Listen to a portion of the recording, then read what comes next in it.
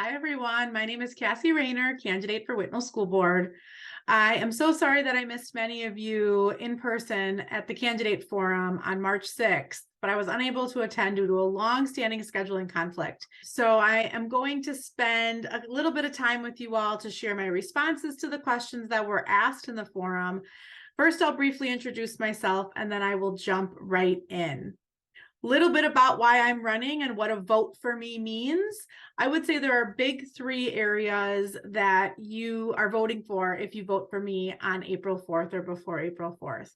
My big three priorities are student achievement. We really must improve our learning outcomes for our students, and we must prioritize those core skills, become proficient in those core skills so that we can get our students ready for college and career and whatever their future holds beyond Whitnall.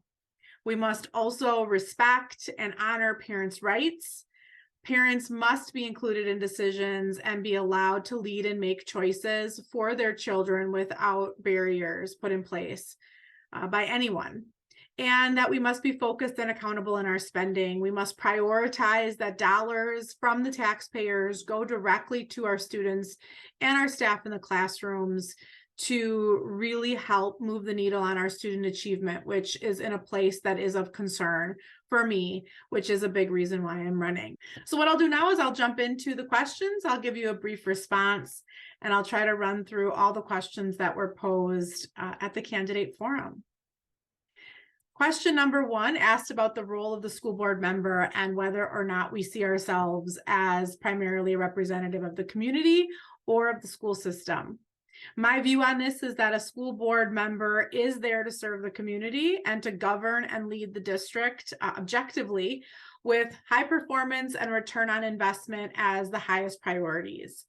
The board must set the vision for the district and guide the strategy in order for us to achieve excellence and high performance. Board members should be collaborative and transparent with the community and must be held accountable and hold the district accountable for delivering results. The board must set measurable goals, measure those goals, report on the achievement of those goals, and then enact policy and allocate resources that directly result in high performance operationally, and more importantly than that, even for our students. Question two asked, what do we view as the strengths, weaknesses, opportunities, and threats for the Whitnall School District? I'll start out by saying Whitnall has many strengths. The community at large, I would say, is our biggest strength. I love this community, the students, the families, the staff that teach here, absolutely wonderful. And that really is our biggest strength, and we need to honor that by delivering for those people. Some of our weaknesses, I would say that we lack what I believe to be a really strong aspirational vision and strategy, and that we have some declining achievement and enrollment, and these are problems. And those are definite weaknesses in the marketplace that hold us back from being highly desirable for staff to work here, and it is hurting how attractive we are for people who are looking to buy homes. But that means that we have an opportunity to be more aspirational and to set a higher mark and to make it our mission to fix anything that's causing declines in student achievement and really put ourselves on the map. We have that opportunity that is there for us. We just need to go after it. And threats to this district's success, from my point of view, and part of the reason that I am running for school board is that we appear to have some misaligned priorities. The things that we do don't necessarily seem always all that strategic. And we have some issues with transparency. We don't have a real open door policy here, and it keeps the community and the district a little bit in the dark about each other. And I think that that is a threat to our success. Question three asks about transparency. So great segue. What do I think about transparency and how would I like to see it improved?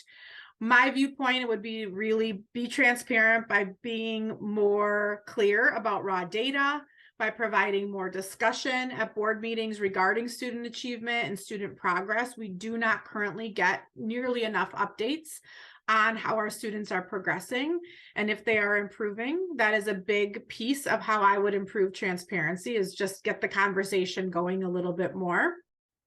And I think we have some areas of opportunity in terms of willingness from those in authority to truly engage in dialogue transparently. There is a difference between the spirit and the letter of the word transparency, and activities that we engage in that may look like we are trying to be transparent aren't always landing the way that they should. I think that we should build partnerships with families in the community and find opportunities to welcome volunteers into our buildings during the school day. I think that we also should remove the self-imposed barriers that we've put in place that keep administration and the school board quiet about things that they really should be talking to their number one stakeholders about, which is the community. Ultimately, the school board and the school district are accountable to the community, and we have these imposed barriers that say you can't talk to that person, I can't respond to you, and it's problematic. It is viewed by some as non-response. And so I say, let's remove those barriers. Let's let the school board engage with the community without 15 checks and balances.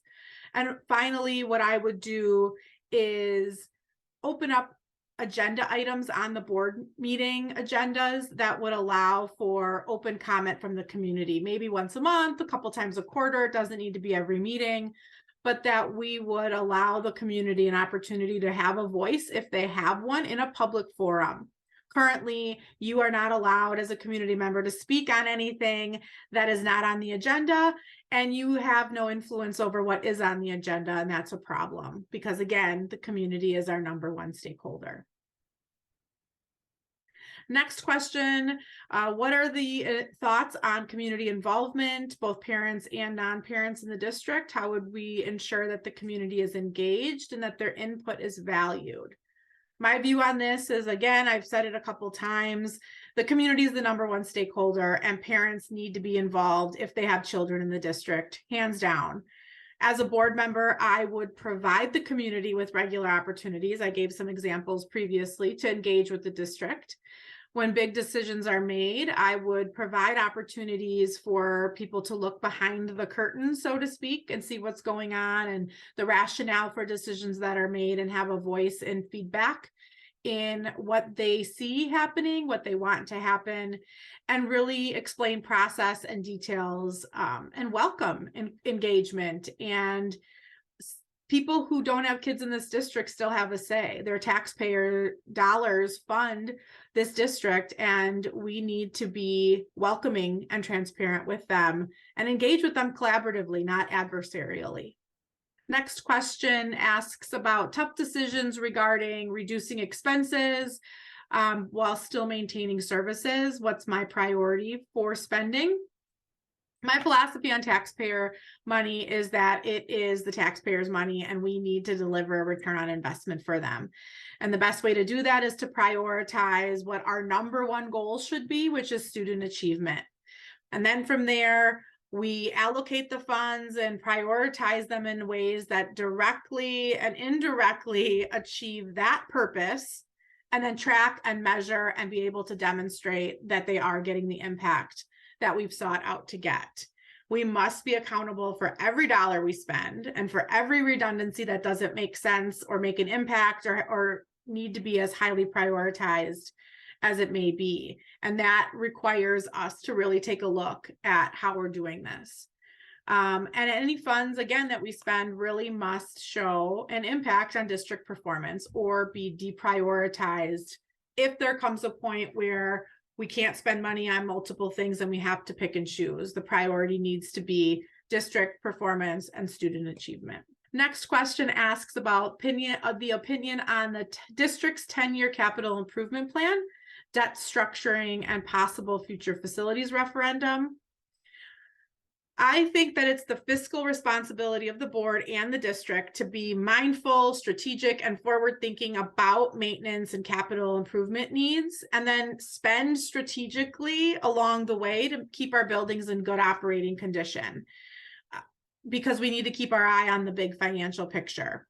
I think we owe it to our taxpayers to structure our debt in a responsible way, which I do think we have done. I do think that we have an area of strength there.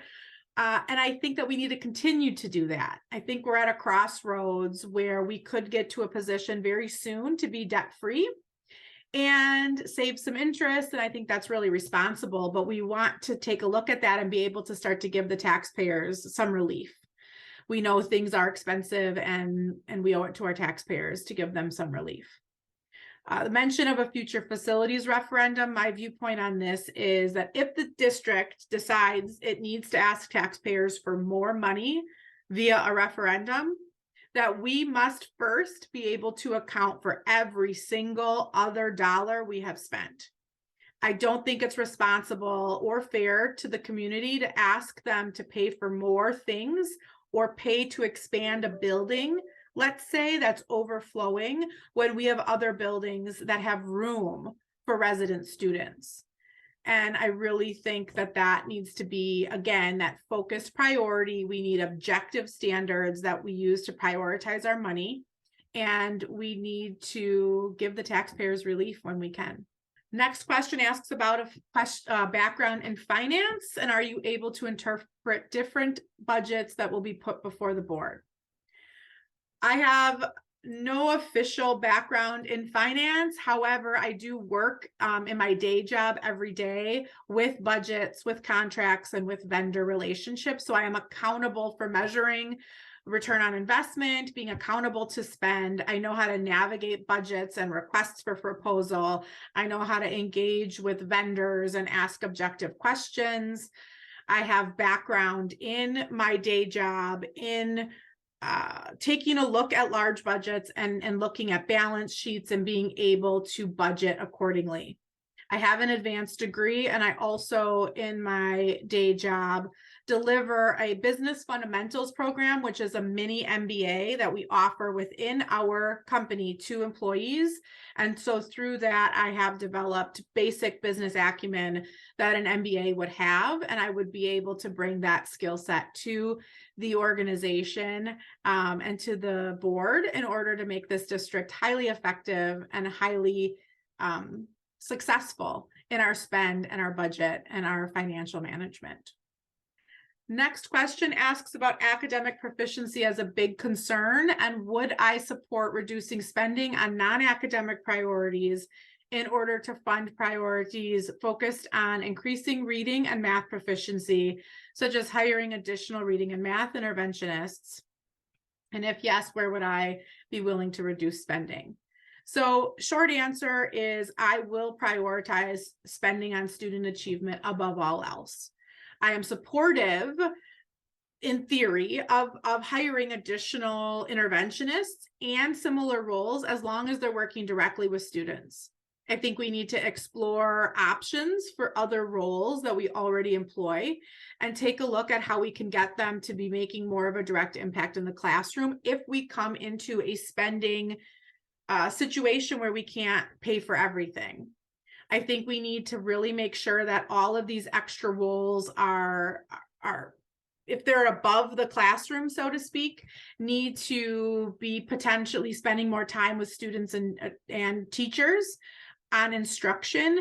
And we need to think about the ways that fixing student achievement problems can organically fix other issues within the district. For example, high achieving students often are highly engaged in other programs, but also it makes the district more attractive to home buyers, which can help pay itself back in funding to a degree. So that being said, I do think we need a large cross-section of offerings and opportunities for our students. So I would not go directly after extracurricular or co-curriculars to pay for academics. Rather, I would look at some of the other spend in the budget that's coming from non-academic needs that impact maybe things out of the district office when we may need to prioritize some funds for those students, because student achievement, again, is our #1 priority and will be as a board member. Next question, what does the district do, or how does the district do, and does it do an adequate job of addressing bullying within the district? And what, if anything, should the district do differently to address bullying? High level, I will say anecdotally from what I've heard and what I see at school board meetings, which I do attend very regularly, I do see an opportunity for us to do a little bit better job addressing bullying. The reports that I hear brought in front of the board are very minimal in terms of bullying. And then when you talk with families in the community, you hear that anecdotally, bullying is a way bigger issue than is being brought in front of the board. So what I think that the district can do differently is take a more tuned in, diligent stance that bullying is a non-negotiable. Students must be held to high standards. Staff must be willing to have difficult conversations in order to address this. And all of that needs to be supported at the highest levels of leadership in the organization, in the district, and at the board level. We must make sure that the adults are leading this and that we have a culture within the staff that everyone feels included and there is no toxic work environment, which then trickles down to less attention to things that are going on, or less notice about things that may be going on with our students.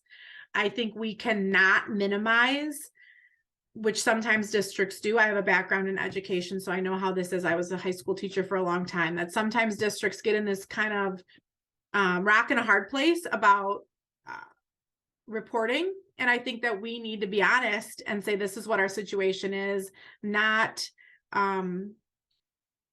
be creative in reporting out on bullying. I think we just need to say, this is a non-negotiable, students. You will not be allowed to bully, and we will keep our eyes open at all times for behaviors that are bullying, and we will nip them in the bud immediately without question. And I think that high set of standards really does allow students to see the consistency and raise themselves to a higher bar.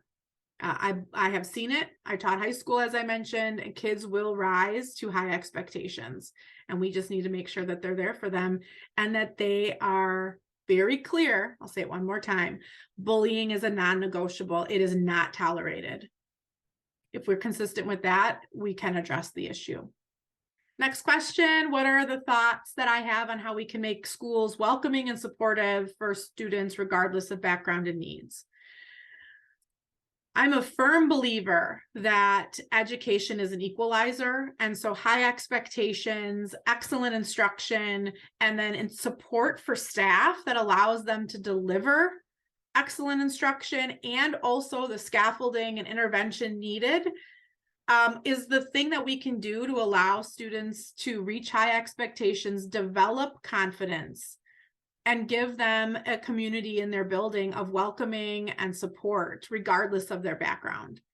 Research shows that achievement builds confidence, and we want to offer students opportunities to achieve according to their talents, whatever that might be. And so how do we position ourselves as a district to offer opportunities for kids of every talent and background and need to thrive and to have something to be proud of themselves for? So what are their talents? How can we tap into those? I think that we as a district need to really take a more holistic approach to opportunities so that everyone has an opportunity to be welcomed and feel like they belong. And it really needs to become woven into the fabric of how we operate as a district. I know there are many, many wonderful staff who already make this their mission every day, but a lot of that is them doing that on their own. I think we need to really make this the fabric of the district, and that comes from the highest levels of leadership with the board as a guiding light that this is an expectation that we have for our performance. Next question is, do I have any thoughts about the district's curriculum or changes to the curriculum for non-college bound students? My approach to education is that we need to build skills for all of our students and in all of their toolboxes, regardless of what they do after school. And so we need to make sure that they've got transferable skills, they know how to apply them, And we get there by having a clearly defined strategy and vision for what our curriculum looks like, what the outcomes of those curriculum may be for our students, regardless of what path they go into. And then we put it in place and make sure that we're getting our students there. We want to make sure that we're tracking actual outcomes for graduates and see, are they hitting the mark that we intended for them? And then course correct frequently if needed, based on what the data is showing us. We have in education in general, not necessarily here at Whitnall, but we want to be careful about it here, is that too often districts will take an approach that, oh, they're not going to college, they're going into a career. And so those students get less rigor. And I don't agree with that. I think we need high rigor, but potentially variations in the type of rigor, and that there needs to be high achieving, highly applicable skills developed in our students, because not going to college doesn't mean less than. So I think our curriculum needs to be really matched up with what these students are going to pursue if it's not a four-year college right after school.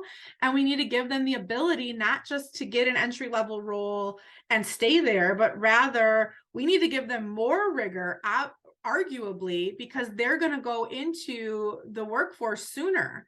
So they need the transferable, actionable skills. They need to be able to do technical reading. They need spatial, mechanical skills. They need to know how to read and build business plans.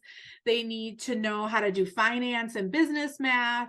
And they need to know how to run a business, climb the ladder in a non-college type career. And we need to equip them to get there. And that's what our curriculum should align to. Next question is, recently the CDC added the COVID-19 vaccine to the childhood vaccination schedule. As a board member, would you favor a policy requiring children to be vaccinated in order to attend Whitnall? I will start by saying I am a fierce advocate for parents' rights, and I wholeheartedly believe that these decisions belong with the families. And currently, so does the Wisconsin legislature. We currently in Wisconsin allow for multiple different exemptions, and regardless of what the recommendations are, we must honor the families and the wishes of the families that they have if they want to take an exemption under that statute. Next question asks about data. If elected, what would be your important sources of data for your decision making? I love data. I think it is absolutely the thing that tells us whether we're doing a good job or not doing a good job. And so I think we need to use external benchmarks and internal benchmarks to first establish, what are we after here? What does good look like for us? And then directly connecting goals and skills that we want to make sure that we can achieve. Once we know what we're after, we need to look at quantitative data, things like test scores, internal assessments, unit assessments, summative assessments, and then we need to benchmark those internally and then also externally to see how we hit the mark and where we potentially are doing well, maybe need to adjust. And then I think we know that test scores are not the only data point. So we need to take a look at qualitative, anecdotal, directional data, both internal and external, to validate or qualify what the raw quantitative data is giving us in terms of a hypothesis. And this applies for student achievement. This applies for community opinions on things. There are multiple ways, and we need to be varied in how we get data so that we can have the full picture before we make decisions. Next one, as a fiscally responsible board member, would you be in favor of giving teachers a raise? My short answer is yes. I think the roles that most directly impact student success deserve to be paid a highly competitive wage. We need, I think as a district, it's another area of strategy and vision that we can take a look at. We, I think, need to take a look at look at and evaluate our hiring, our compensation, and our retention strategy for our staff, and find the dollars to pay our teachers market value that keeps them here. We just, in general, need to be a more desirable place to work so that we can hang on to our excellent teachers for the long haul. And last question, if elected, what would be your top 1 or 2 priorities and how would I work to achieve them?